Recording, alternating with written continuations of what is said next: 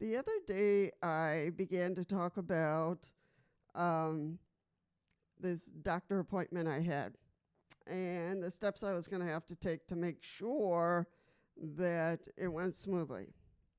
So today, I'm going to talk about your rights in going to a doctor's appointment and what kind of things you should look out for, if these things are missing.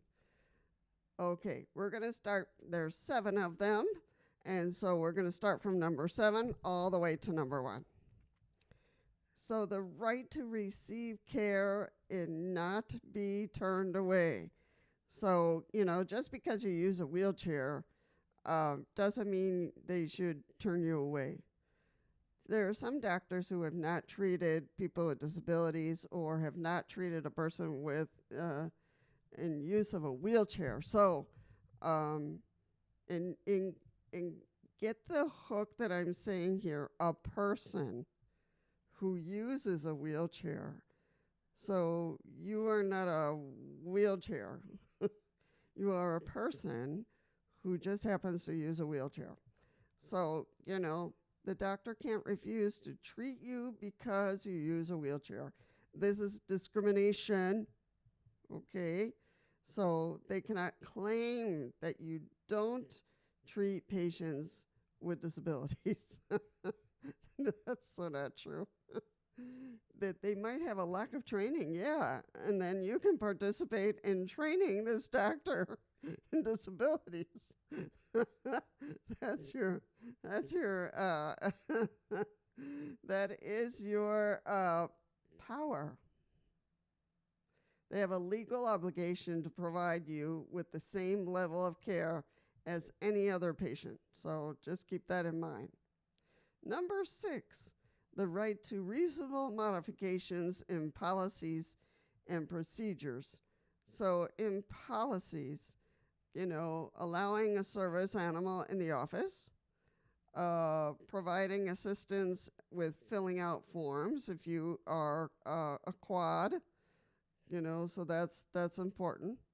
Scheduling a longer appointment, sometimes we need it. We have other medical issues that need to be reviewed. So sometimes I really felt that, as the doctor got to know me, the appointments got better. But at the beginning, every appointment was very long, So, but that's the way it goes with us. So they have to find a way to really accommodate that. The right to effective communication, that is so important because sometimes when we come in, and the person doesn't have an understanding of people with disabilities, they'll talk to our caregiver, they'll talk to our spouse, they'll talk to our child, but they won't talk directly to us. If we catch them doing that, just say, hey, I know I'm down here, but you need to talk directly to me. So that is really important. So they should address you. They should provide information in a way you can understand it and give you the opportunity to ask questions. So that's really important. I had a doctor once who shut me up. That was the last time I saw her. So the right to effective communication is number 5. Number 4, the right to accessible medical equipment. So that's important because a lot of times, as you and I know, that a lot of times they don't have a scale for wheelchair users, so they can't do our weight. And then they don't have a medical exam table that they can lower, so they can't examine us appropriately. So, all those things need to be requested. And in this appointment, if they can't weigh me, I'm going to request that nurse put a request in for a scale for wheelchair users. That's really important.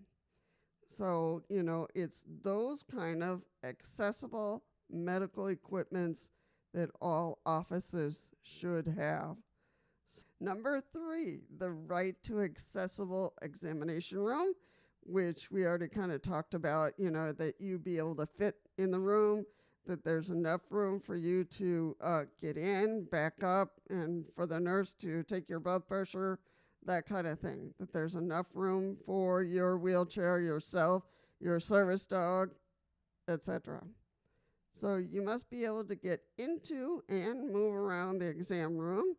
The room should have a clear floor space and layout that allows you to navigate the exam room and the exam table alongside it. So, yeah, truly. Number 2, the right to full and equal access inside the facility.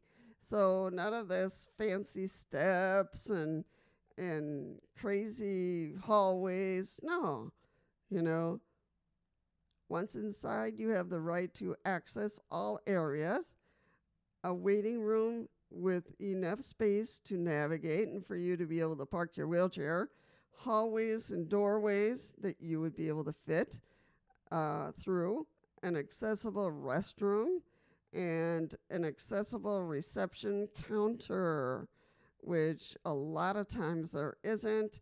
I'm also hearing impaired, so sometimes the counters are so high and the computer is covering their face that I can't see them, can't hear them.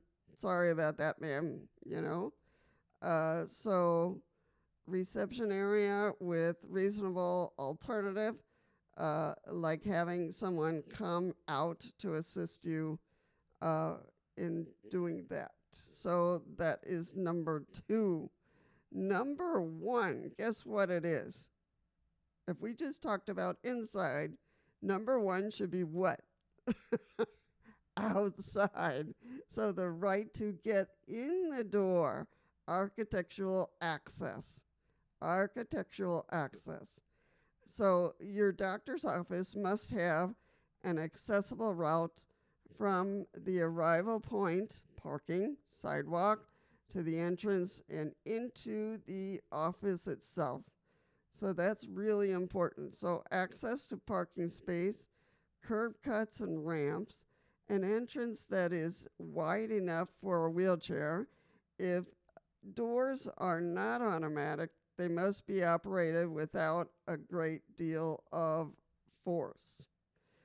So folks, those are, your rights for any clinic, any lab, any one of these places. So this is really, really important, these 7 rights. So it's really important to keep them in check and just say, the ADA protects me. The ADA is your responsibility, not mine. So these are my requests for next time. So, going to the doctors is stressful enough. I'm stressed about my appointment on Monday. And I just hope that everything works out, It's just not an inconvenience. It's a violation of your rights when those things are not present. So today we're breaking down those, that's why we wanted to break down those 7 key rights. Those are basic rights. And also respect. They didn't put that in there, but I would say all across the board, respect. If you've even been denied one of these rights, share your experience in the comments. Knowing your rights is the first step, but sharing our stories is how we create real change. So that's truly important, In talking about it, then we can give support to each other and give each other ideas on how to solve these crappy, unnecessary problems, because the ADA is already there and they should have thought of this long time ago. Truly.